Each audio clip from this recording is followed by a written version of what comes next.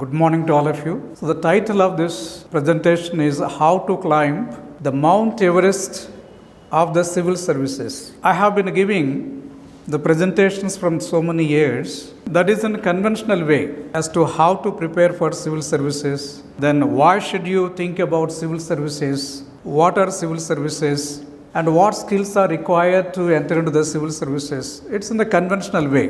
But conventional knowledge may be sometimes hampering the development and progress of many people. Sometimes we must go in an unconventional way also. So from this perspective, I would like to present a different way for climbing the Everest of the civil services. In the sense, how to get into your dream service, that is the civil service. Normally, I was a bureaucrat, so we think that we know a lot, but we can learn a lot from the corporate world. So what I am going to do now is how we can see the civil services from the corporate knowledge also. From that perspective, I am now bringing a great personality. He was a corporate leader in Cadbury, Asian Paints. In such big organizations, he was one of the very key players. After that, he became an independent leader also. So I am now bringing Chandramouli Venkateshan. Probably you might not have heard the name of this person, but this person, I can say, a genius. His knowledge is unconventional. It's very simple, but very thought-provoking. But unfortunately, he died at a very young age, at the age of 52 years. And in fact, the book, you can see two books in his hand. These two books were written. The third book was written when he was diagnosed with a disease which he knows that he is not going to come back. But with a lot of tenacity and to share his knowledge with the world, he wrote the third book. After that, he was no more. In fact, his daughter, while writing the foreword to the book called The Transform, said that he planned around 10 books. When I heard the word, we lost 7 more books. Who knows, he might have written more books also. Thereby, we were made poorer because we lost the opportunity of listening to him. But whatever the 3 books are there, they are gems. What I am going to take is a drop of one of the books. The name of the book is The Catalyst. So this is the word, the book called Catalyst. You can see that word. What I am going to share here is one important idea he has given. I am expanding that idea with the corporate background, with the civil services background, and my own observations. I would like to bring a new way of looking at civil services and a new way of preparing for the civil services. Okay, let me start. So these are the 3 books. If anybody is interested, they can also go for the 3 books. Or at least you read the first book, Catalyst, then he will be interested to go for the 2 more also. A great observation by Mr. Venkateshan. This is an observation given by him. A great performance on a small stage does not create great impact for the artist. A poor performance on a great stage does not create great impact for the artist. This is a very significant observation made by Sir Chandramouli Venkateshan. And what do we mean by this? This is very important. We're all, in the words of Shakespeare, artists. We're all artists. The world is a stage. The world is a stage. We are the actors performing on the world. We come, we exit. But whatever the time we are going to play on the earth, we are performing our role. A great performance is required for any person, but a great performance cannot be shown on a small stage. It doesn't create great impact for the artist. If you translate into the services, small stage means what? Small job. People adjust to the small things. So people say, I may be okay with a clerk, I may be with group 3, group 2, like that. Even if you get the state first in the clerical cadre, who cares for you? Your great performance on a small stage is not noticed. So you must think big. When you think big, then you must perform very well on a bigger stage. For example, civil services is a bigger stage. On a bigger stage, when you take a decision that you want to perform, then your performance should be very big. Unfortunately, what happens is most of the people got the ambition to perform on the big stage. 11 lakh people always apply for the civil services. A day before yesterday, you might have seen that 6 lakhs and above people wrote the preliminary examination. But you might observe that only 14 to 15,000 people will come to the main examinations. The rest of the people go away. And why they are not performing very well? They think that they do it, but they are not doing it. In a bigger stage, their performance is very, very small, very dismal. So a poor performance on a great stage does not create great impact for the artist. So hence, we must take a decision that I must perform on a greater stage with a greater impact. If you come with that intention, whatever may be the stage you are going to perform, whether it is civil services or corporate services, you are going to create a great impact, and that's what is meant for our existence, our purpose. So never ever think small. In the words of Abdul Kalam, thinking small is a sin. Think always big. That's the reason, always think, when you got the age for appearing for the civil services, think big and think the Everest. This is very, very important. Friends, what differentiates more successful people from less successful people is the effectiveness with which they convert time into experience. The four words are very, very crucial. What differentiates a successful person and a failure is how effectively these people are going to convert their time into experience. Is a very significant statement. What do we mean by conversion of time into experience? You know, there are number of institutes, and some people, they don't come to the institutes, they prepare on their own. But how many people are succeeding? At what level? That's very important. Why they are not successful? Why they are not successful? The reason is they no doubt enter into an institute or at home, they purchase books, they go on reading, they come to the classes, they listen to that. But what they are doing an activity. Whether that activity is converted into experience or not is very important. What exactly do we mean by conversion of time into experience? So this is a very, very crucial statement which, whether he is a student or maybe an aspirant for civil services, has to think about it. What exactly do we mean by conversion of time into experience? So before we go in depth into the statement, I would like to tell you what I mean by the two words called time and experience. What is time? What is time?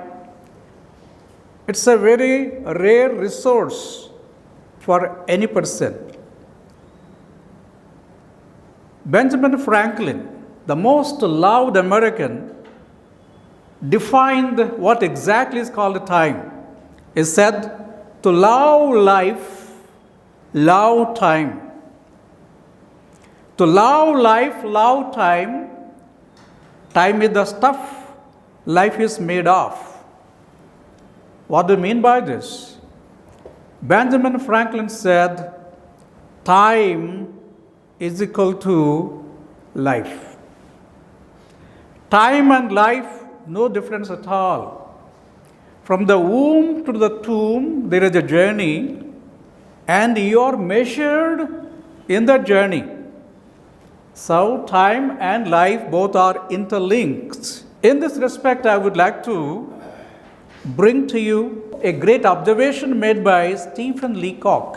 Hope that you might have read his stories. He was a Canadian storyteller, story writer. You might have read his stories. Beautiful. He said about life, when we know that life is that's called time is the life, that means the time is a chunk of our life. Chunk means a part. So we are living our life in chunks, in parts. What is said about the life is this: how strange is our little procession of life.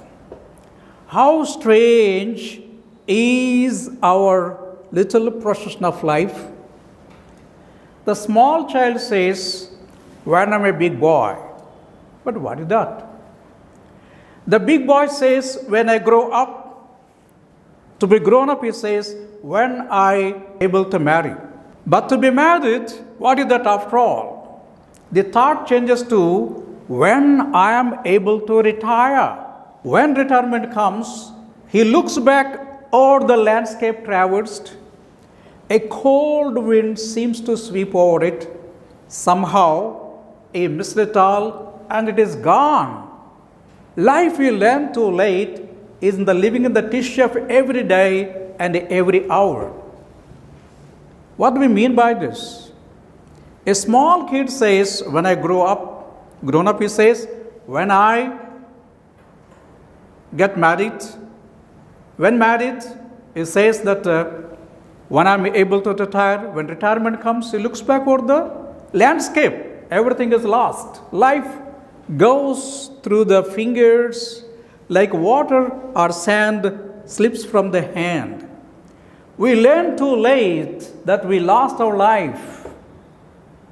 That's the reason, friends, remember, life is so precious. Time is so precious. Okay, so these are the remarks of Stephen Leacock. What do we learn from the two quotes of Benjamin Franklin and Stephen Leacock? Remember, civil preparation may take a major chunk of our time. Major chunk of the time means the prime time. At the age of 21 years, people start their journey into the civil services. And civil service process itself takes 1.5 years. In the January or so, you get the application. And in the month of May or June, the preliminary examination. August, September, the main examination. January, February, again, you get the result, and that's called the main examination. Then you can go for the interview. And the result comes maybe April, May. So the process takes 1.5 years. But you need to have at least 1 year prior preparation for the civil services. That means at least 2.5 years of your time you have to devote for the IAS preparation or the civil service preparation.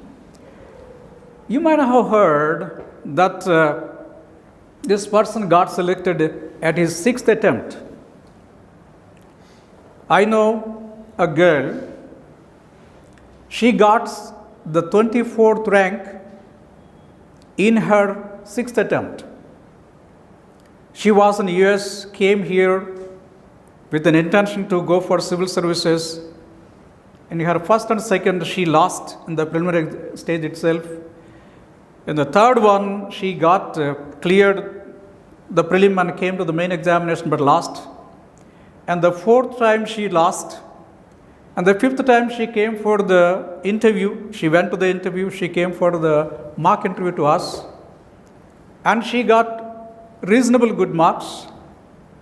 But in the sixth time, she got selected as IFS officer, Indian Foreign Service. That means at the sixth time, there are so many people who got selected the sixth time in the open category. And you know that there are different categories of the people. For the open category, 32 years of the age, 6 attempts. For the candidate coming under the OBC categories, they got 9 chances. They can go up to 35 years. For the people coming under SC, ST, PWBD, so those candidates, they can start their journey from 21 years to 37 years. So that's the way how people are striving very hard to get into the civil services. Overall, candidates have been devoting many years of their preparation to enter into the civil services. That means major chunk of the time they are putting for civil services. If they miss the bus, what happens? Not that their life is wasted, because civil service preparation journey itself is more rewarding than the destiny. Those who get the civil services, fine, they enjoy the fruits. But those people who are preparing, their preparation is not a waste. It is a great rewarding journey, but the thing is, lot of despair, lot of what they can say, a type of resentment may be there with the candidates who are missing the services. Okay, so remember that civil services demands a major chunk of our time. Whether you get into the service, you don't get into the service, but the moment you want to enter into the civil services, you are devoting a major chunk of your time. This you have to remember. Even if you go for twice, then 3.5 to 4 years you are devoting for this. So, what to do with the time? So you have to devote major chunk of your time.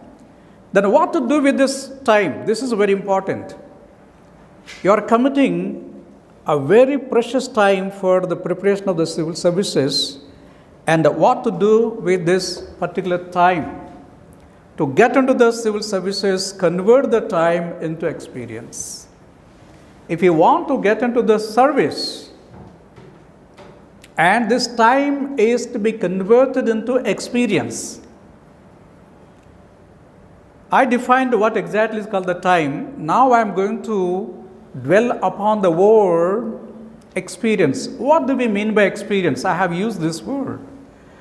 Okay, what is experience? Experience is what it has built in us for us to do better in the future. This is the meaning of the word called experience. Experience means it should go into your thinking process, into your psyche and your body. That means whatever you are investing your time, the time is to be converted into an experience. And this experience is nothing but your software, your program, your algorithm, your knowledge, your skill. That means it's not mere getting some facts and figures, but you are going to convert these, whatever you are acquiring during your journey, that you are going to convert them as a part of yourself. Is a part of yourself. It is not just like taking the book and reading and leaving, and you can remember for such short time. After maybe 1 year or 2 years, you may not remember even a small portion of that thing. That is not the experience. Experience means it should go into your blood, your thinking process, into your experience. That means into your total makeup. That is called the experience. Okay, so in simple words, we can define experience as your algorithm, your software. I think you know pretty well about the hardware, the brain, software is the mind. Mind and brain both are very, very important, and software is very much required. It's the programming being done to the brain. It is the algorithm, it is the knowledge, and it is the skill.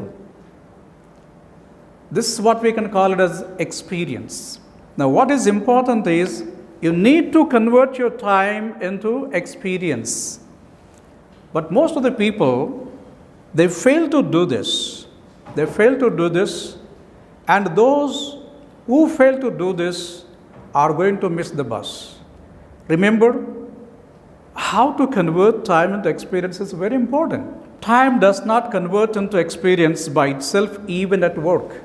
Some people may think, anyway, I'm doing the work.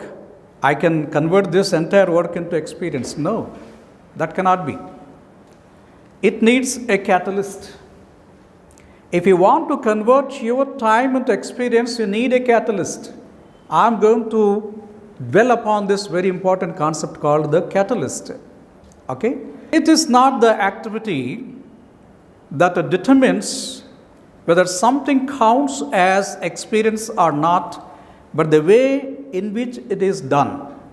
That means when you come to the institute or when you study at home, how are you applying yourself to the knowledge matters most. It's not mere reading, doesn't make much difference. But how you do it, that matters most. So, The presence of a learning model as a catalyst determines whether an activity becomes an experience or not. So, a learning model is very much required to convert the time into experience. Every institute got their learning models. But what is the right learning model? What we are going to focus is the learning model. What we are going to introduce to you here is unique. That's what I would like to tell at the outset. Okay, so let us see an example here. For both an Olympic athlete and for us, the activity of walking is the same, walking. The person who walks in the Olympics, the person who walks on the road, both do the same thing called walking. Then what is the difference between these two? The difference between these two is the athlete follows a system, thereby he converts his walking into an experience that will be rewarded as an Olympic medal.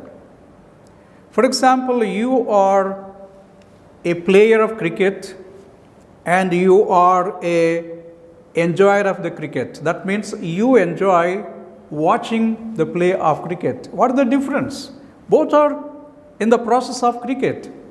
But a player learns to become a good player by a methodology, whereas an audience just enjoys and leaves. That's the reason you need to have a catalyst which is very, very crucial to convert your time into experience. Okay, so time spent at work does not equal experience. People say, sir, I spent 2 years, 3 years in preparing. I went to Delhi, I went to that, I went this. I spent this much time, so I am so experienced. It's nothing. Whether you are in Hyderabad, whether you are in Delhi, doesn't make much difference. They also teach, here also they teach. But what is the difference between these two? The teaching will not make any difference unless you know how to convert your time into experience. So it depends on the student and the catalyst, what he follows to convert the time into experience, that matters most. What is a catalyst? I am now using another word called what is a catalyst. We know very well catalysts are. It may be anything. A catalyst is a matter, instrument, method, system, substance, chemical that causes, converts or accelerates an action or reaction. We all eat food, but food is converted into energy by a catalyst. Chemical action should go on. Digestive juices are required to convert the food into different. Okay, so the enzymes which catalyze the digestive actions in our body is a great example as to what is a catalyst. You want to get into the civil service. If you want to get into the civil services, then you must allot a particular chunk of your time, and the time is to be converted into experience. How to do that? To convert your time into experience, you need a catalyst. What is that catalyst? The catalyst for turning time into experience is called TMR. TMR is an abbreviation, and I'm going to explain in detail as to what is TMR. Having a target for the activity. T stands for target for the activity. That's called M stands for measuring the actual performance and then reviewing the performance to understand why it was the way it was. That is the learning model that we need to employ for each activity to catalyze and convert our time and activity into experience, the algorithm TMR model. So, what we have discussed so far is this. Time is nothing but your life. You are converting your life into experience. To convert your life into experience, what is important is you have to have a catalyst, the catalyst called TMR. T stands for target, M stands for measure, and R stands for review. Now let us go one by one. In the TMR, T stands for target. What is our target as the aspirant for the civil servants? The target to get into the civil service, number one is the preliminary examination, the main examinations plus personality test. People say it is in 3 stages. It appears to be in 3 stages, but the process is in 2 stages. Number one is the filtering process as to who can compete at the high level. That is called the preliminary examination. It's only elimination process. That's not the selection process. The selection process comes in the main examination, and the main examination is consisting of one essay, that's called paper, 4 general studies paper including the ethics paper, and the 2 papers in the optional subject, and the PT called the personality test. All the 7 ingredients, they go into the target of the civil services. Okay? So in the UPSC Preliminary examinations, we know there are 2 papers, 200 each, duration is 2 hours, and the second one is qualifying in nature. You need to get 66.67 marks to qualify for the paper number 2. And paper number 1, it varies. In 2023, 75.4 is the cutoff mark for the OC category. In 24, the cutoff mark went up to almost 88 point odd. It varies. Sometimes it may be more, sometimes less, but that is also very crucial. So I'm not going to focus on these things because they will be taken care later. I'm focusing on the main examinations. The main examinations, they are very important. And this is the structure. Paper A, Indian language, qualifying in nature. If you get 75, you will be qualified for that. And English, 300. That's not a big deal. These 2 marks are not added for your selection. But paper number 1 called Essay, 250. Paper number 2, GS1, GS2, GS3. Composing of so many components. And paper number 4, GS4, is called the ethics paper, a very unique paper. Then option papers 1 and 2, 250 each. How important they are, we already discussed, and we are going to have some glance on those things. Then we can go for the personality test, 275. Total 2025 marks. So 2025 marks are allowed to be scored. Whoever scores more gets the coveted posts. I'm now taking civil services preparation as a type of Everest. So we can take this type of, and what is composed of this Everest? Base is the option subject. It's an option to you.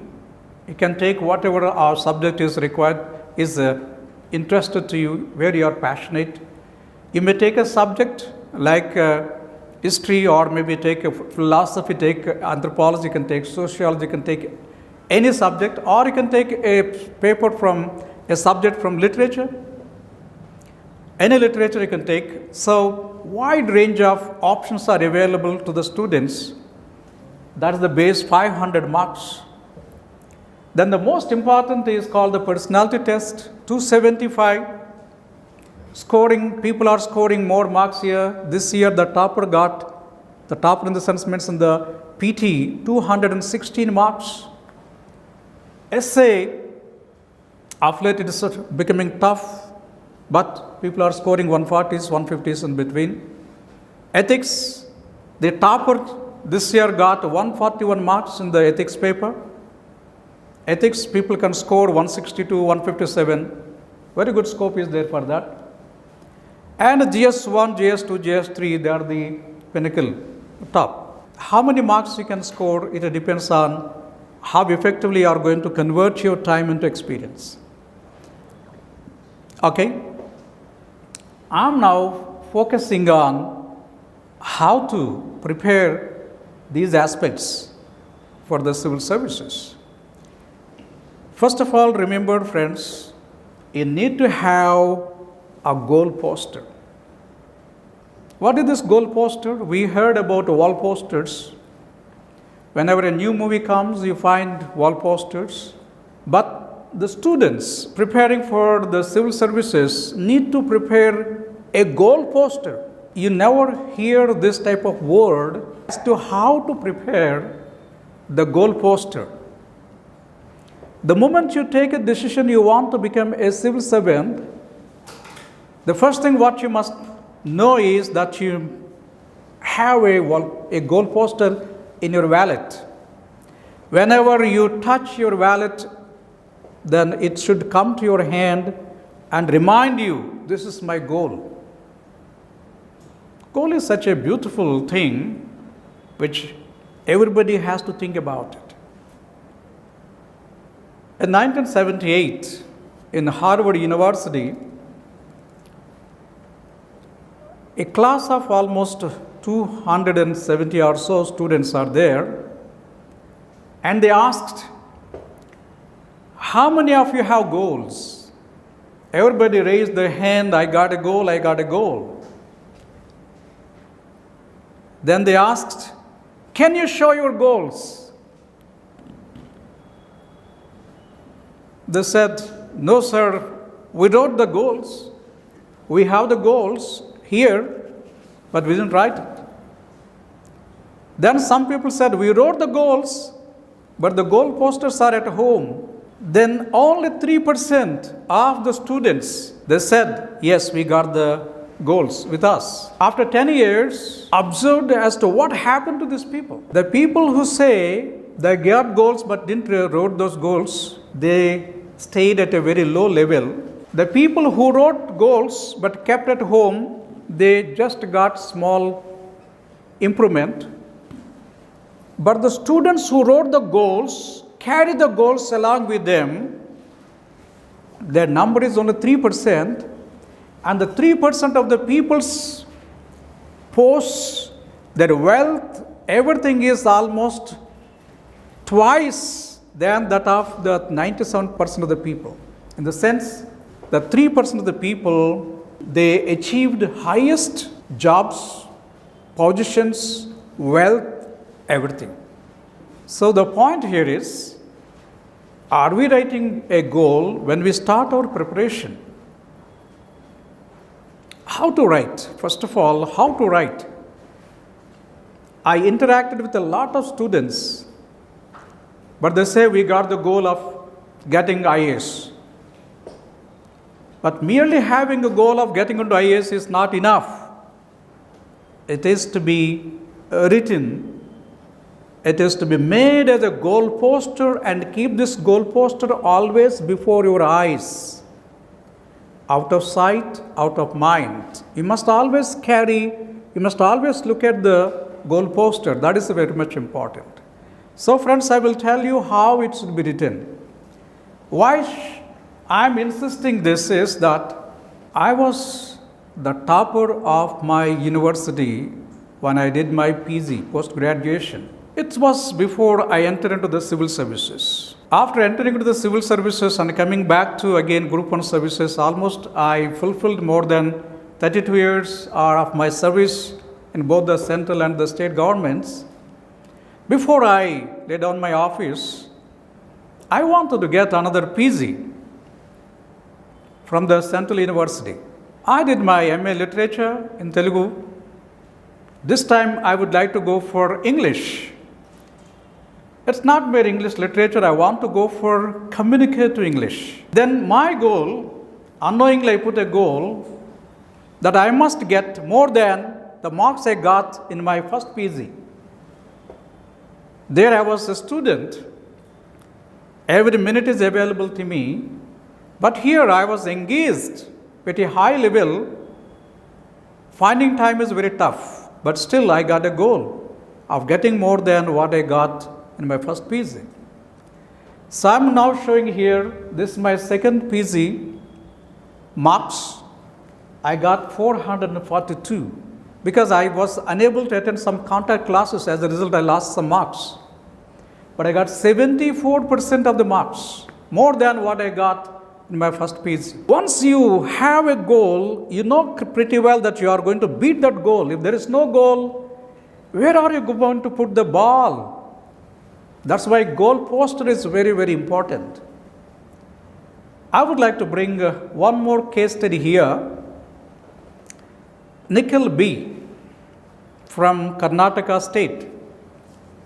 Nikhil B. took Kannada literature and he wrote for the main examination and he got these marks. In the essay he got 45, GS 102, GS 2 93, GS 3 107, GS 4 103. In his option subject he got 99, 112, total 661. He didn't get the personality test. He didn't get it. Normally people will be discouraged if they get marks like this and they leave the effort, but not Nikhil. He observed what went wrong and he thought that there are certain areas where I can improve and get into IAS. Now, what are the areas? You know pretty well that there is every possibility of improving his marks in the essay and every possibility of improving in his option subject, and he focused on these two areas. And as a result, in his second attempt, he got 158 over 45, 113 plus. In his option subject, he got total 94 marks than the previous marks. As a result, he got 887 in the written part. He went to the interview, got 149, got 1036. He got IAS. What I want to say, unless you got a clear target, you cannot beat and you cannot enter into the higher services. Write this. This is very important. It's not mere goal of entering into the IAS, but you need to have a clarity as to how many marks you have to get in each and every subject. You can see here, this is the main examination pattern, essay 250, GS1, GS2, GS3, GS4, 250 each, option 1, option 2, 250 each, and written comes to 1750, and the PT you got 275. That means 2025 marks are allowed by the UPSC. How many marks are required to get into IAS? This is very important because your aim is to get into civil services, that to IAS.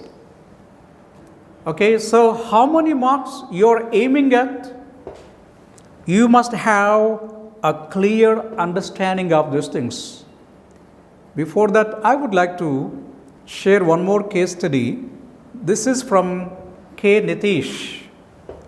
This boy, Nitish, he got 8th rank in the civil services, obviously IAS. But you can see his strategy, that's very important. As a strategy you can find here, in his option subject he scored 346. Extraordinary preparation. Performance is extraordinary. That is 69.2%. You might have seen the first ranker, second ranker this year. Their marks are 279 and 269. That is the range. But this boy got 346. That means his own subject he almost got very good marks.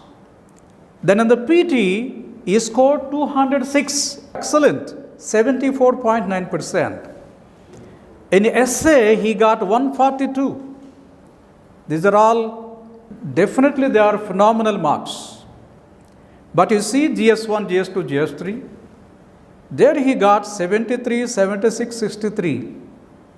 Total comes to 212 out of 750. Percentage is 28.27%.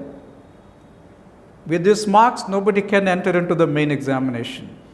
That's called he cannot clear the main examination. But this person got a strategy of scoring more marks in other subjects. As a result, he got very good marks. Paper number 4, he got 100 marks. Then 800 in total in written part. And with 1006 marks, he got the 8th rank and he got into IAS. So this is a strategy.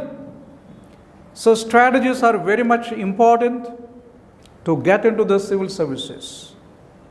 I would like to bring one more case study as to how we get into the civil services.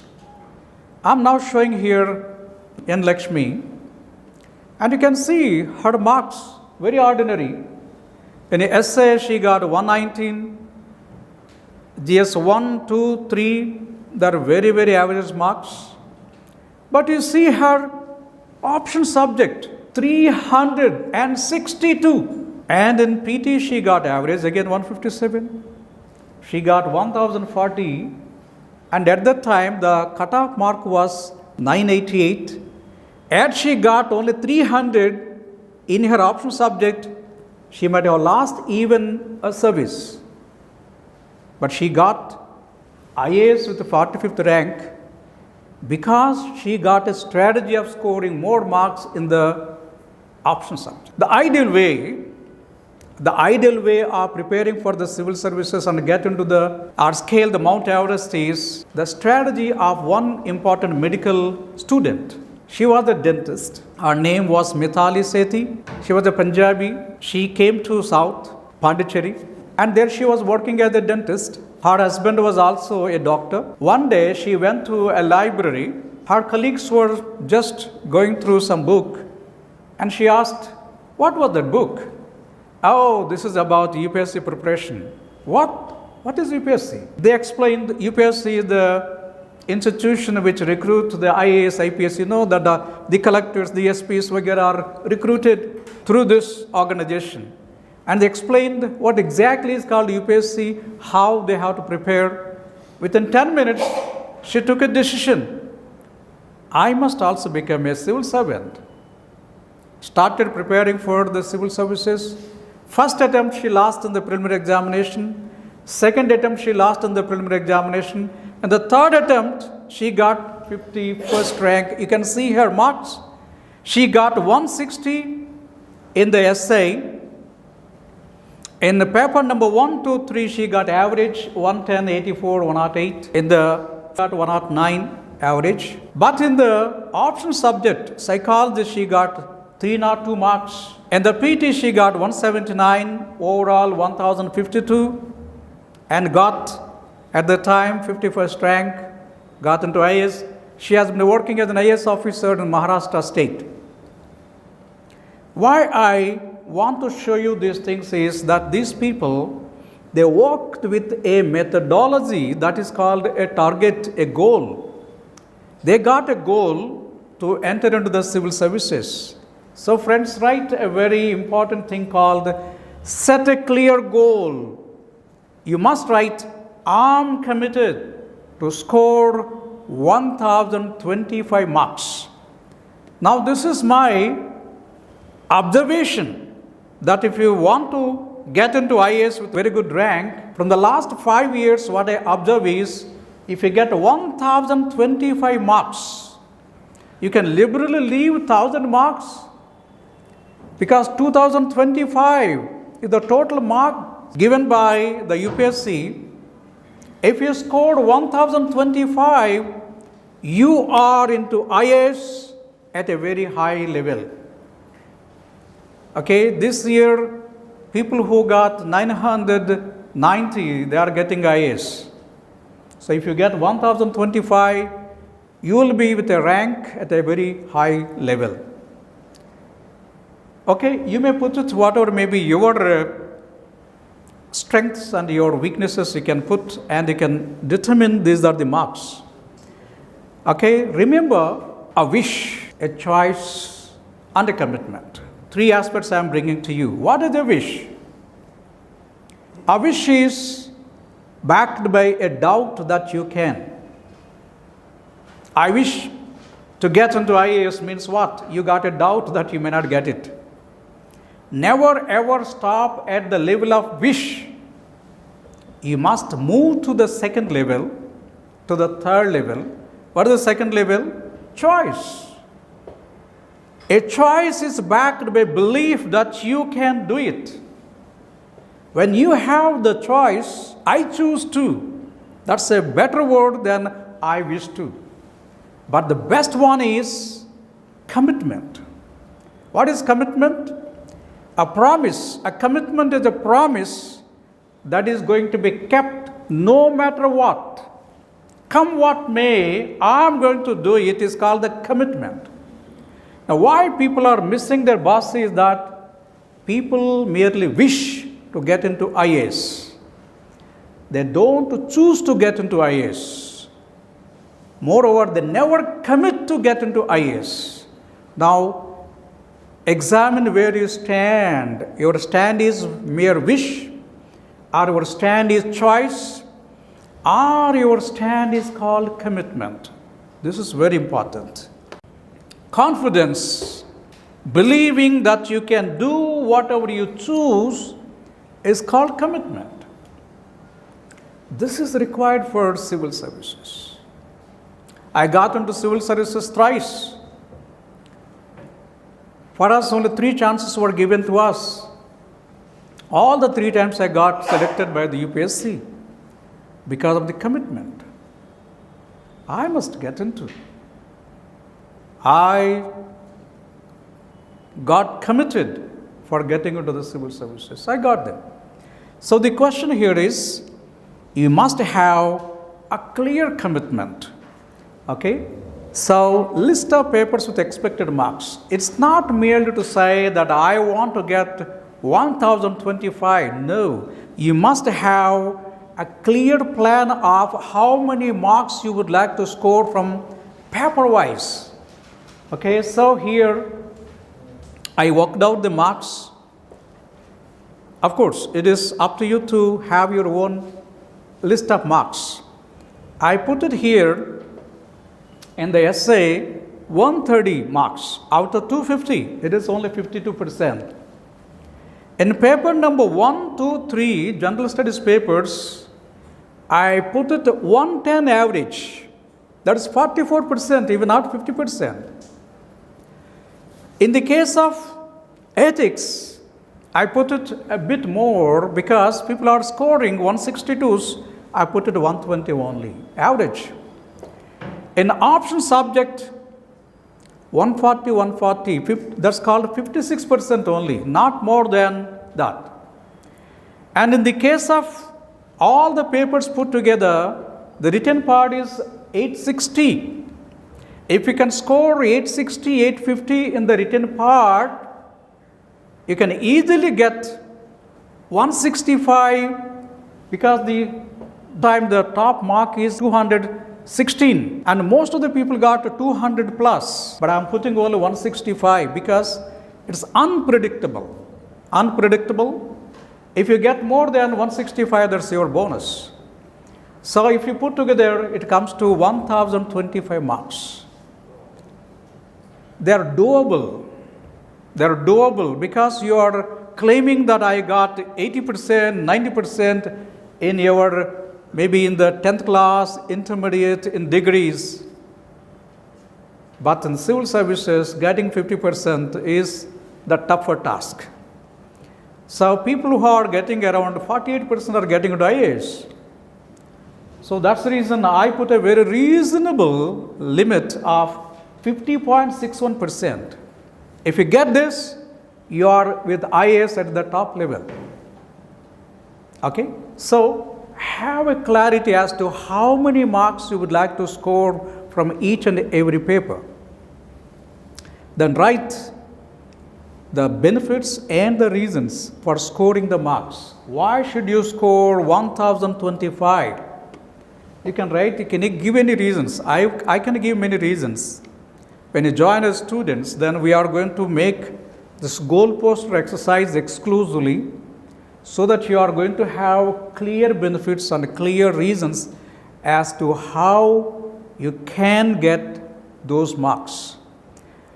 Set a clear goal.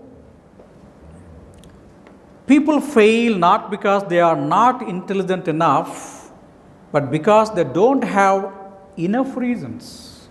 Enough reasons as to why they want to score. Have enough reasons to accomplish your goals. Goal is like our destination, but the reason is our driving force. You must have the destination and you must also have the reason as to why you want to reach the destination. That's called the driving force. That's the fuel. Okay? So it is the fuel which will propel you to reach your goal. A goal without reason is like a body without a soul. So many people put the goal, but they don't put the reason as to why they want to get it. Reasons are very, very important. Okay? So give reasons, benefits as to why you want to score those many marks. Write a strategy. It is not enough that you got the reasons, but you must also have a strategy and a plan of action. As I told you, everybody got a strategy as to where you have to put your energy to convert your time into experience. You want to give more importance to your option subject, your essay paper or your PT. It all depends on you, your options. Okay? So write a strategy, a plan of action. This we are going to tell you what strategy you have to follow, what plan of action you have to make. Now, while preparing the goal poster, you must have the 5 important components. Number 1, I am committed to score 1025 marks. List of papers with the expected marks. List the benefits and reasons for scoring the marks. Write a strategy, a plan of action as to why you want to score those many marks. Then finally, put a deadline for each item. If you leave like that, it occupies the entire time. In your lifetime, you don't appear for the civil services. So, you must have a clear deadline as to how we are going to complete the preparation of each and every paper. So, friends, this is the way how we are going to prepare a goal poster. So what you are going to do this is the way how the goal poster appears finally. I am committed to score 1025 marks in the Civil Services 2027. Because what you are going to do is, you are going to finally get the result in 27. You are appearing in 20, now you start preparing from 25. You write the exams in the year 26. And in 27, you are going to appear for the PT and you get the result in the month of maybe April or May 2027. So that's the way the exam scheme is conceived. So you are putting the date like that. These are the marks, 1025 marks. You are writing the benefits for scoring those marks. You are having a strategy and a plan of action there. You are also putting a deadline where you want to see this. But you can also see 2 more columns here. What are they? Expected marks and actual marks. Actual marks, when are you going to get them? In 2027 only. Expected marks or anticipated marks, you know today itself because you are preparing your goal poster. But the actual marks come after 2 years, roughly. Then what is the advantage of this? The advantage of this is that whether you have competed with yourself effectively or not. Always compete with yourself, not with anybody else. There may be 11 lakh people appearing for the civil services, but they are not your competition. Who is your competition? You. Who are you yesterday? who are you today, who you will be tomorrow. Version should be different because you are converting your time into experience. With every day, you are adding new version of yourself.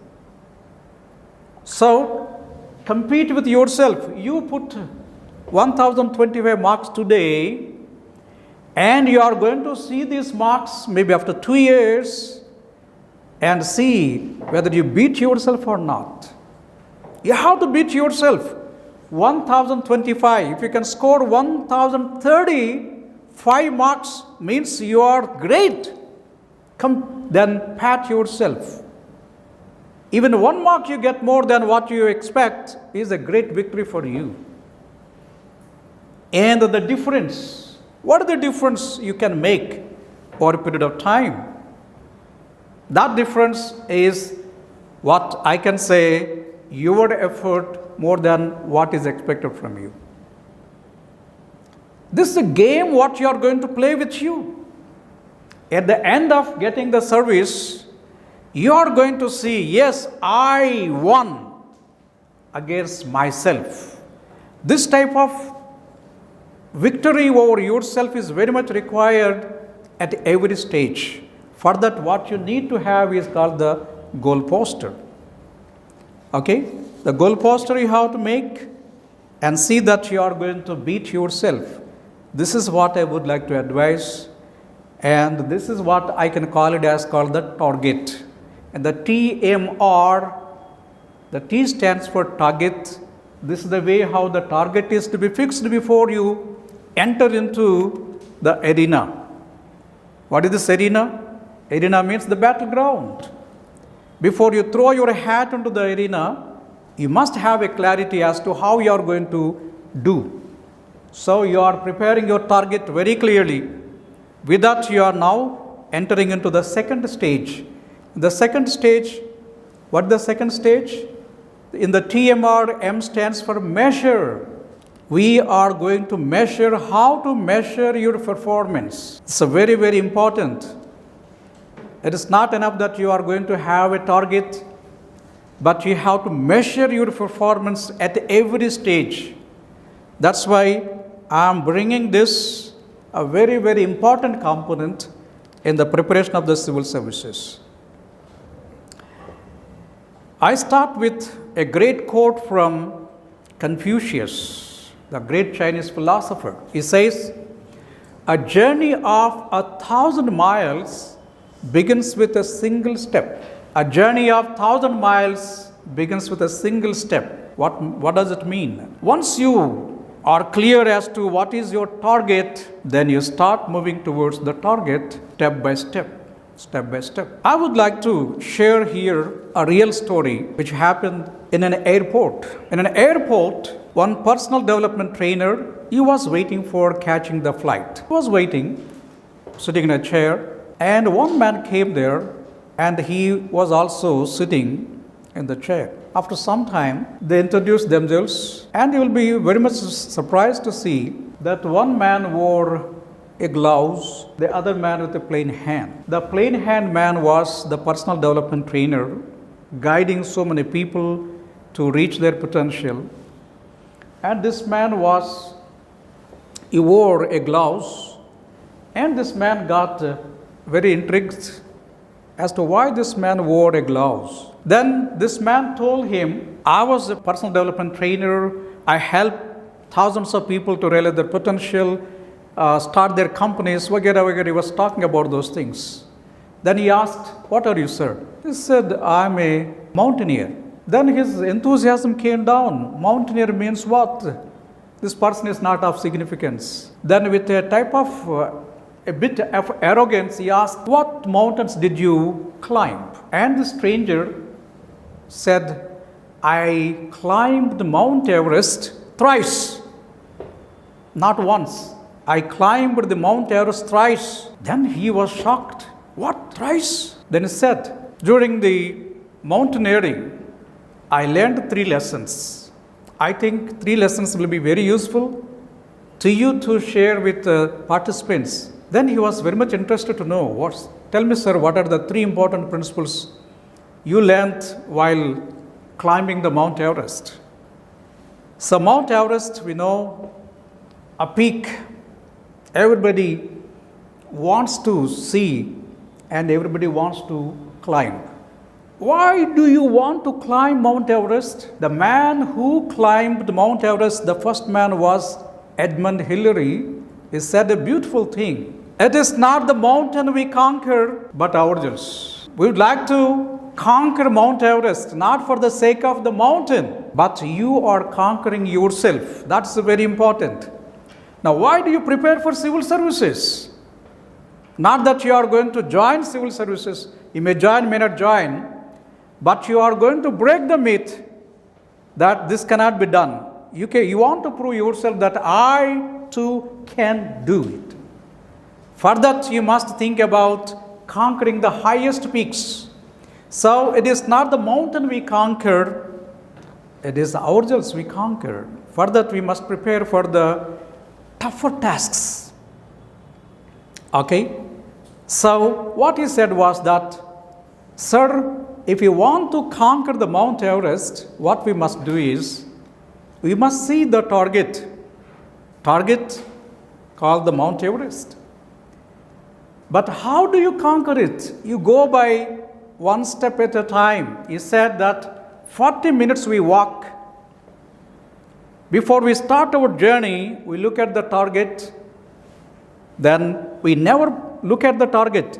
We put step by step only. After some time, after 40 minutes, we take some rest. Then we look at. Then again, we focus on one step at a time. So the principle number one, what we must learn is, know your peak and take one step at a time. Know your peak. Your peak is civil service. Take one step at a time. This is very crucial. Then he said, while climbing, you come across boulders, big rocks. Normally what people do is, they deviate the route and go some other way. Gone is the case. When you come across a boulder, what you must do? You must go across the boulder. So, embrace and enjoy moment of challenges as they are opportunities for growth. Huge boulders sticking out of the wall of the mountain are the challenges, obstacles you have to conquer. In preparing for the civil services, your journey is very smooth to the tune of almost 80%. The 20% you need the help of others to cross over the boulders. For that, you need to have a good faculty to guide you. A mentor should be there to guide you to cross over the boulders. Okay, so you need to cross over the boulders, not to deviate from the route. The principle number 2. The third one is very, very important. The third one is, when you reach almost the peak, so you all come to the bottom of the peak and you are standing here. At the time, what is required? Because you are in a very, very cool place, the ice starts eating into your fingers and your body. Fingers becomes very numb. So what happened to this person, mountaineer? He was almost about to go to the peak. At that level, his fingers almost frozen.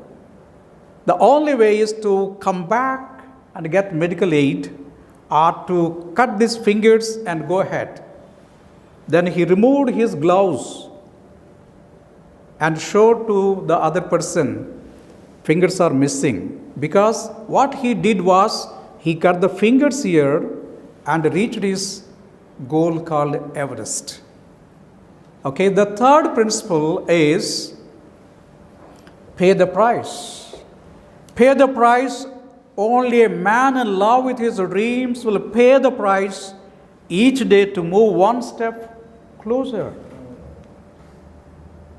The price you have to pay. Remember, you must determine the price you will have to pay to achieve success and then get busy paying the price. H.L. Hunt, he says, the price is very, very important. You have to pay the price. Nothing comes easily. Of course, I don't advocate that your fingers are to be cut for civil services. Fingers are very much needed to write the examination. But the price what you are going to pay is in different ways. You should not be distracted from the attractions available in and around. One girl from Warangal told she almost switched off or never touched the cell phone for 2 years. That is the price she paid to get into the civil service. Of course, I don't advocate that you should not go for the phone. But phone use should be limited. That should be used as a device to convert your time into experience. Because today, phone is very essential to know the world. But you must know when to use, when not to use. Anyway, the price is to be paid, otherwise you will not get into the service. So we are discussing 3 important principles. What are they? Number 1, know your peak and take one step at a time. Number 2, embrace and enjoy moments of challenges as there are opportunities for growth. That means huge boulders sticking out of the wall of the mountain, they are to be crossed over. The third is pay the price. Only a man in love with his dreams will pay the price each day to move one step closer. This is a very, very important aspect for entering into the civil service. How to measure your performance? How to measure your performance is very, very important. You can see here, this is the Mount Everest. In the Mount Everest, you find the base camp, 17,700 feet. Total is 29,028 feet. You can see the camps, Camp 1, Camp 2, Camp 3, Camp 4, and finally summit. Okay? Now, we have to apply this to our preparation of the civil services. Now, what are the camps for us? What are the camps for us? What are the stages for us? You can see here, what steps need we climb to the Mount Everest of the civil service examination? Now, we got 3 stages here: preliminary stage, main stage, and of course the personality test stage. But for me, the reverse is true. Your preparation is not going to be started with the preliminary examination, the main examination, nor the personality test. The contrary is true. Your preparation should start how? It should start with your personality test. Then you must go for your mains examination. Then you must go for the preliminary examination. Why this is required? You can see here the base camp. The base camp is your degree or PG. That means up to 21 years you are going for your degree and PG. That is the basic knowledge what you start with. That is almost 17,700 feet you are already into the process. Then your preparation should start with what? With the personality test, camp number 1. Camp number 2, your optional subject. You may be an engineer, but you may not take engineering subject, you may take an art subject. So you are going to switch over. So then the second camp is your optional subject. The third camp is your essay. The fourth camp is ethics. And you can see the last camp is called GS 1, 2, 3. So this is the way how we must see how we can climb the Mount Everest. In the climbing of the Mount Everest, your concern should be how you are going to develop your personality, not with any subject. The real subject is you, and you have to develop yourself. So, when we look at the picture, there are 2 stages. The stage number 1 is called the 1275 stage. The second stage is 750 stage. You can score around 55 to 60% marks in the 4 items, and you can leave it for 42 to 44% in the last peak. Okay? So, if you convert the marks, you can make it 1025, option subject 280, personality test 165, essay 130, the ethics 110, 120, GS 1, 2, 3, you can see 110 each. This is the way how you can have a clarity. The Mount Everest can be conquered by having this type of understanding, right?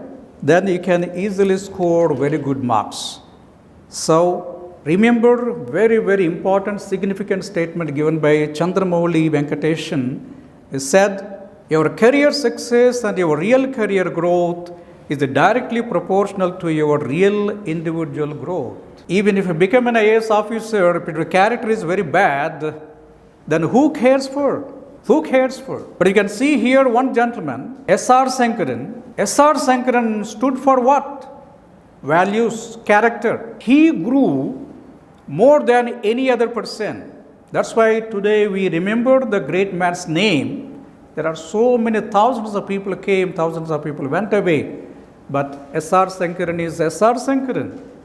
Why? Because his individual growth is much higher than the career growth or success of any other person.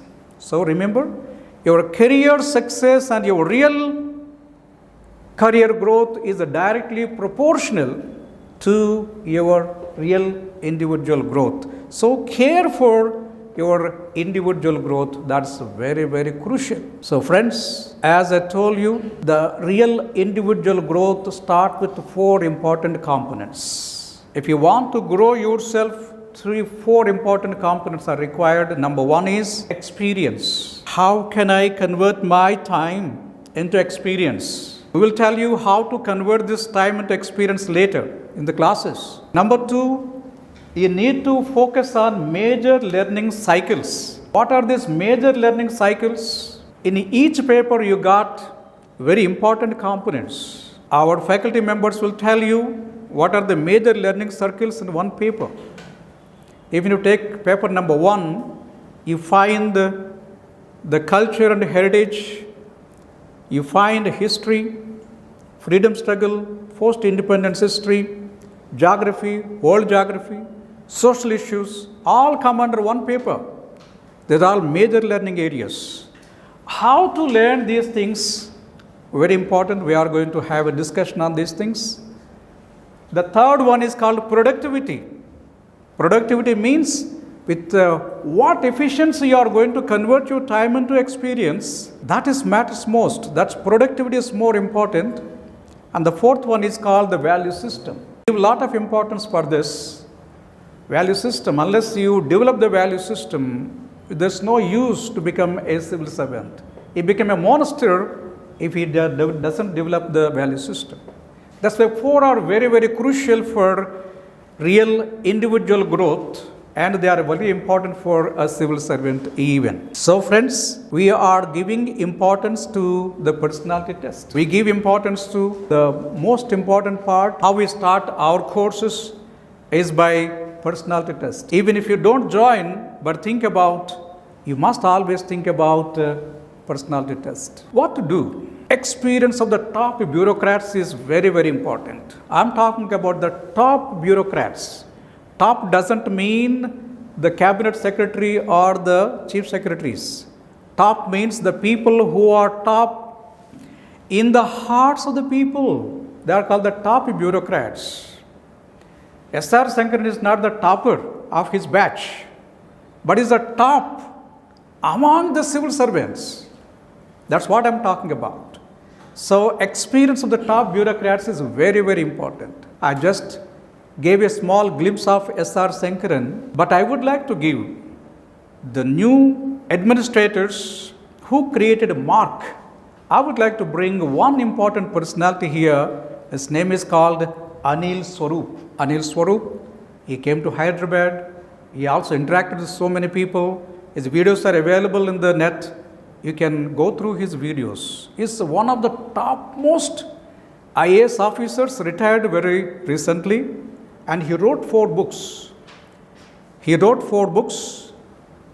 He is Anil Swarup, and he wrote a book called Not Just a Civil Servant. So this is the book, a wonderful book, as how he, almost for 38 years, he was so successful. as a Secretary of Coal, Secretary of Education, how he faced the topmost bureaucrats, topmost politicians, but still he swim with the sharks without being eaten alive.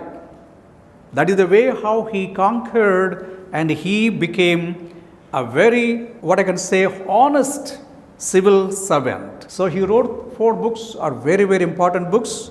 He wrote not just a civil servant, he wrote another book called Ethical Dilemmas. He wrote No More a Civil Servant, and Encounters with the Politicians. Most of the people, they are succumbing to the whims and fancies of the politicians, but he has given a way as to how you can maintain your integrity in the world of the sharks. So read these books. Not only Anil Swarup, but there are so many great IAS officers. Read their biographies, read their experiences. Then you will come to know whether you fit into the civil service or not. Otherwise, don't come here. Don't come here. It's the area where very few people fit into the civil services. Read their biographies, their histories, their experiences. They will make you whether you can withstand this type of ordeal or not. Okay? So, number 1 is to develop your personality, read the experiences of the great speakers, great topmost bureaucrats. Number 2, I'm giving 3 aspects of Mr. Anil Swarup, what he said. I would like to be an IAS officer at again. After putting almost 38 years, people will fed up with the service. But he says, if I get again one more birth, I would like to become an IAS officer. Why? No other job on the earth gives you this much freedom and these many opportunities. Is such a great optimist to come to civil service once again. That's his observation. Number 2, IAS proves an option to seek your own road to salvation.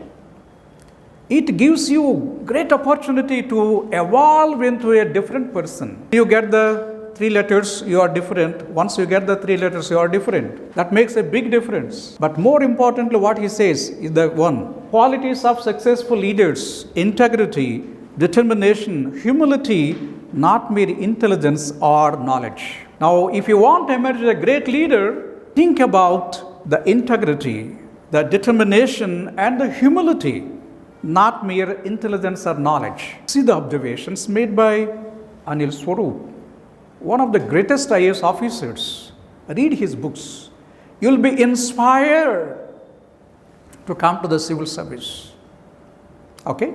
I will come for another important area, fascinating stories of winners. Listen to the fascinating stories of winners. Did you hear any fascinating story of any winner? Any one of you? Very, very fascinating story. Govind Jaiswal. Kaise bana rickshaw wale ka beta ek IAS officer. You can see his father on the rickshaw smiling because his son became an IAS officer. But that is the known story.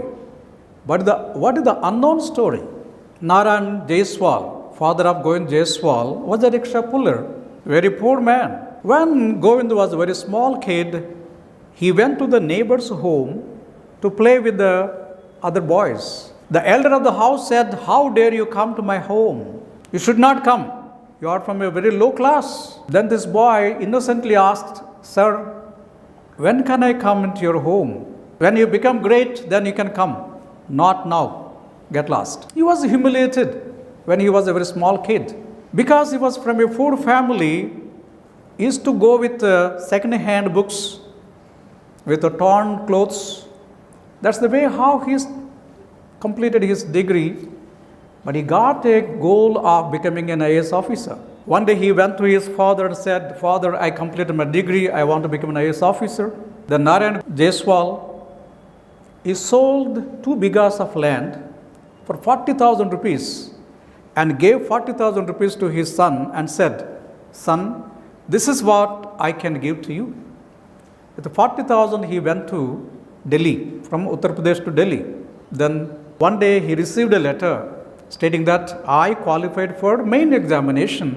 I had to appear for the interview. I need new clothes at least. This letter was seen by his elder sister. She was pregnant at the time. She saved 5,000 rupees for the delivery purpose, and she sent 5,000 rupees to his brother, stating that you can become an IAS, I'm sure.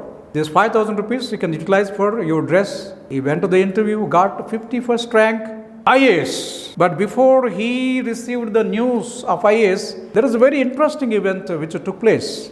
2 days prior to the result, Mr. Jaiswal, Narayan Jaiswal, was pulling the rickshaw. One constable with a danda came and he chased him because of no fault of him. Narayan Jaiswal, he ran away. He came and he sat and felt very bad. What is this life? With no fault of me, people are punishing. They want to try to punish. It was so sad. Police constable chasing in the market appears to be very nasty. Felt very, very bad. After 2 days, the news of Govind Jaiswal getting into IAS flashed. Everybody was in a misty mood. What happened, The same police constable came with his hands folded, went to Narayan Jaiswal, touched his hands. Sir, don't tell this incident to your son. Your son is now the IAS officer. You can see the pride. What is the pride? My son made me a pride person. The same constable who chased him 2 days prior to the incident, now coming with the folded hands and requesting him. That is the pride moment. You can see how proud he was. Same person, Narayan Jaiswal. Now, Govind Jaiswal married an IPS officer. You see here, Riksha Chalak Pita, IPS Patni, beautiful family. IAS Govind Jaiswal's success story, you can see the real life hero. Such stories will definitely give a lot of inspiration. Yes or no? Remember, you may be born in a very small family, in a poor family, but if you have the determination, if you have the target, and if you measure your steps, then you can get into a very big service like IAS. You can find now Govind Jaiswal in Goa, an IAS officer. So friends, fascinating stories are many. Recently there was a book called Scaling Mount UPSC. It's a book by Sajjan Yadav. He gave the life history of 7 recent winners. PM Minu, Satyam Gandhi, Bharat Singh, Anjali, Wasim, Shruti, Lavish. So 7. You see, Minu's story is very, very interesting. Clerk to collector. How she became. Very fascinating journey. Satyam Gandhi, for the first time, I also interviewed this boy in the mock interviews. He got the 10th rank. Hitting the bullseye at the first attempt. Came from a very poor village from Bihar. Bharat Singh lived from servants' quarters to bungalow. Anjali, she lost her vision. That's called her sight was not there. But she became IAS officer. Wasim, a Kashmiri boy's dream to become IAS officer. Shruti, number 1. She got number 1 rank. And Lavish, he overcame the American dream. He became an IAS officer. The stories are very, very fascinating, and you will be very much interested to see how they will also interest you. This is the book, Scaling Mount Everest. It's called Scaling Mount UPSC. So that's the book. You can read them. You will be very much excited to read the journey. That will definitely make you to undertake such a beautiful journey. Okay, now the third one which I would like to tell you about is study the interview transcripts. Study the interview transcripts. I'm now going to share with you Madhukar Kumar Bhagat. His name is well familiar.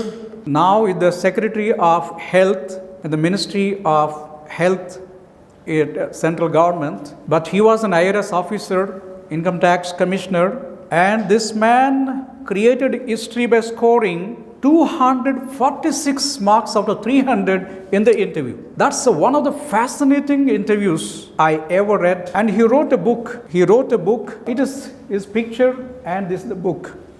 So it's the same book. Civil Services Interview. You can see his interview very, very fascinating, very beautiful. And those who want to understand life, forget about the civil services life, should go through this interview. The transcripts are very, very interesting, and you find lots and lots of transcripts are coming these days from the internet. You can read them. You can read such books like the book written by Madhukar Kumar Bhagat. He has given 6 real interviews, 6 model interviews. They're very, very fascinating, because you will come to know how you can grow as a personality by yourself, right? Okay, so what we observe in the interview of Mr. Madhukar Kumar Bhagat, you find a very few aspects I am giving here. He talks about the hobby. He got the hobby of reading poetry. Then he was in the railways. They asked about some job related questions. They asked a few questions on the option subject. They talked about the feminism. They talked about the reservation for the OBCs. Then he talked about the people management, talked about the application of learning, practical application of the learning. They talked about switching over the jobs, where he was almost stressed on the psychological aspects. What we understand from the observation, the personality test, these are very, very interesting areas. Questions may be repeated, and if you go to the personality test, more or less the same questions comes to you. They come to you. If you are well versed in understanding the nitty-gritties of these questions, then you can score very good marks, not only in the interview but in your life. That's very important. Okay, so start your journey with the personality test. See the top bureaucrats like Anil Swarup, fascinating stories of the winners like scaling Mount UPSC. Then study the interviews transcripts like Madhukar Kumar Bhagat's.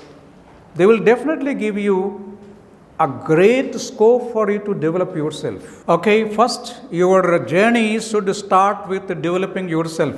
Your personal growth is directly proportional to your career growth. Hence, pay attention towards the personality test first. Then come to the main preparation. The main examination preparations, I'm not going to give each and every aspect, but I give very few insights here. Every paper in the mains has got a clear syllabus. UPSC has given a very clear-cut syllabus for that, and you got the question papers. At least to take 5 years, last 5 years question papers. And these will definitely guide you as to how to prepare for the civil service. It is not just like the degree or PG preparation. Preparing for the civil service is entirely different ball game. Okay? So master and get the syllabus by heart. I advocate whatever syllabus is given paper wise, first of all, get the syllabus by heart. You just recite the syllabus just like you recite a prayer. Then scrutinize the old question papers of 5 years. That will tell you how to prepare the answers for the exam, right? They guide you to prepare the steps to climb the Mount Everest of the civil services. Because getting 1 mark in the civil service is not that much easy. You need to develop the art of preparing the answers. That will come to you by understanding the question papers, the toppers' answers, and the syllabus. Everything is to be put into practice, and then you must start writing the answers, model answers for the questions which you are going to write in the examination. As per Madhukar Bhagat's personality test, you observe 3 types of steps. As I told you, steps you have to take. There are 3 types of steps are required. If you observe very closely the transcript of Madhukar Bhagat, you find 3 types of questions. One are called the rocks, other is called the pebbles, the third one is called the sand. What do we mean by this? Rocks, pebbles and sand. Rocks means very solid, what we can say, block of the hardcore thing. That will be very weighty. Weight will be more. That means 20 markers, they come under the rocks. 10 markers also come under the rocks. But in the preparation of your subject, not only the main aspects, you must also go for the pebbles. Means what? They are somewhat smaller, like the concepts, like the quotations, they come under the pebbles. The sand means small bits of information, that is also very much required. So in your preparation for the main examination, your preparation should be in three ways. Look at the bigger aspects called the rocks, the mid aspects called the pebbles. The smaller grains of sand is also very important to score marks. If you write one sand correctly, you may get 1 mark. That 1 mark will decide your fate. Do you know 1 mark can change 43 ranks? At the cutoff you can see on 1 mark you find 23 ranks. If you go for 1 mark more, you find there will be a lot of change. 43 ranks are being decided by only 1 mark. That's the reason scoring 1 mark more is very, very crucial for civil services. That's why you must care for the sand, you must care for the pebbles, you must care for the rocks, solid topics. Okay, so steps estimated to climb the ethics paper. Because I'm teaching ethics essay, of course for Telugu literature, I take interview guidance, I take the reading comprehension also. I can say with authenticity that while preparing for the ethics paper, one of the very unique papers in the civil services, how many steps are required to get very good marks in the ethics paper? I can say concepts 250 steps are required. Quotations 150 steps are required. At least 150 quotations you must be very, very clear. You must start writing because at least three quotations are given in the ethics paper. Then descriptive questions, at least 250 questions you have to get prepared for that. And in the case studies, at least 100 case studies you must observe.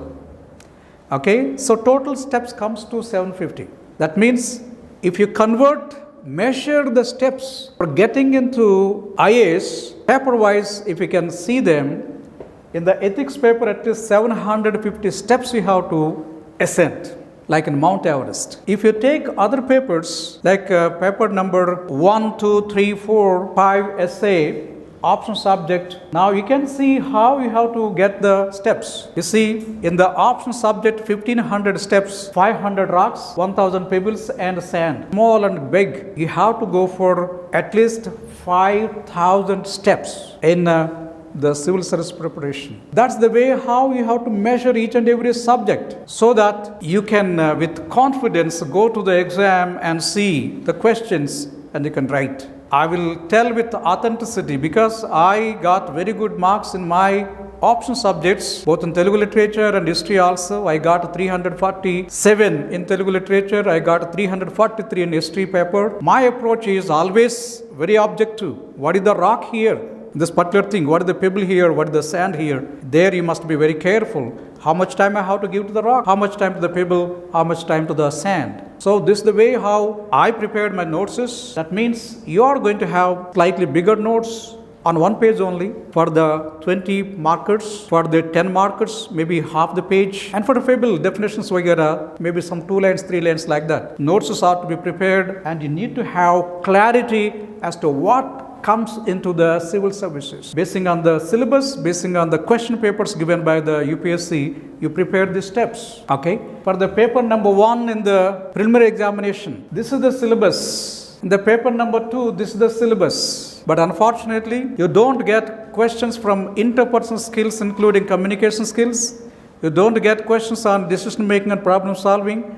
You don't get questions on English language comprehension skills. Very few areas, people thought CSAT is very difficult.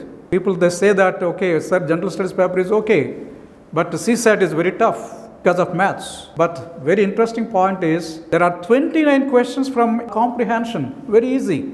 But fortunately, people don't know how the steps are to be laid down. Okay? So the comprehension is very, very interesting, very important. People forget to work on those things. They lose marks. So this also should be taken very seriously. We will tell you how to prepare for paper 1 and paper 2 later. Okay friends, once arrive at the number of steps, measure your performance. Climbing the steps daily, weekly, monthly, quarterly, 6 monthly, annually. So how you are going to measure? So what are the steps in a particular subject? If you can total them, there will be thousands of steps. But every day you will see, how many steps should I cover today? In a week, how many? In a fortnightly, how many? In a month, how many? This is the measurement you have to make. Generally what we see, 6 months time is there. I can start my preparation next month. Meanwhile, I can go this way, that way, cricket and this or that, they lose. But every day matters most. Every hour matters most. Okay, so that's the reason you must measure your progress every day. In the TMR, R stands for review. I'm coming for the third step. The third step is review. And the TMR, R stands for review. Review your performance from time to time. Know where you stand. This is very important. How many steps you have covered this day, how many this week, how many this month? This measurement is to be reviewed, right? So review, just as the mountaineer review their journey every day, you must make time to two aspects. Number one, review what you have covered and review how far you have remembered what you have covered. Today you got maybe a target of 5 items are to be covered, 5 steps are to be covered. So today you read those things and you are so happy. Next day you have to read maybe another 5. But you should not forget the 5 already you have covered. So this backlog is to be carried with you. So review means what? Reviewing where you stand, at the same time review what you have already covered. Both are very, very important. Okay. So in the catalyst for turning time into experience is the TMR. In the TMR, what we say is called the target, measuring and reviewing. This is to be done. Okay, so you need to understand as to how to convert your time into experience with the help of a catalyst called TMR. This is what we have discussed so far. There are 3 more aspects. I'm not going to touch them today. They will be covered while the classes unfold. So, what is important? But mere conversion of time into experience is not enough. What is important? You find many aspirants become subject experts and teaching others to achieve their success instead of they becoming the winners. Most of the people are losing their services. Some are becoming faculty members. But the point here is why they are not becoming successful. The reason is they fail to convert their time into experience. So, but converting the time into experience, is it enough? No. You must go for the other step. What is that? It is not enough to get experience, but convert the experience into results. You got so much knowledge, not enough. What is important? You must convert the knowledge into result, final result. How can we do that? Most people fail at a higher level not because of capability, but because of not growing their productivity in proportion to the higher task of the senior level. Now, why people are failing? Because they don't care for the productivity aspect. So how to bring the productivity? Productivity means how much you can gain out of 1 hour. Suppose if you are getting 2 marks out of 1 hour, if you can make 2.53, then that is called the productivity. Productivity means it is how much you are going to gain within a limited span of time. That productivity comes by a strategy, a catalyst that we are going to share in the classes. Okay, in order to get the desired result, you need to acquire the relevant experience in the major learning circles. We are going to touch what are the major learning circles. Here also you need to utilize catalysts. There should be high productivity in converting your experience into outcome. Again, you need catalysts that we are going to share in the classes. Okay, so what we need is how to convert your time into experience, how to convert your experience into results. For that, what you need is you need to focus on major learning circles and you need to understand how to go for more productivity. Each one takes a longer time to explain. I'm not going to touch these aspects. I touched only one aspect, that is called how to convert your time into experience with the help of a catalyst called TMR. If you do that, you can reach the Mount Everest with the flying colors. I wish you all the best. Thank you very much.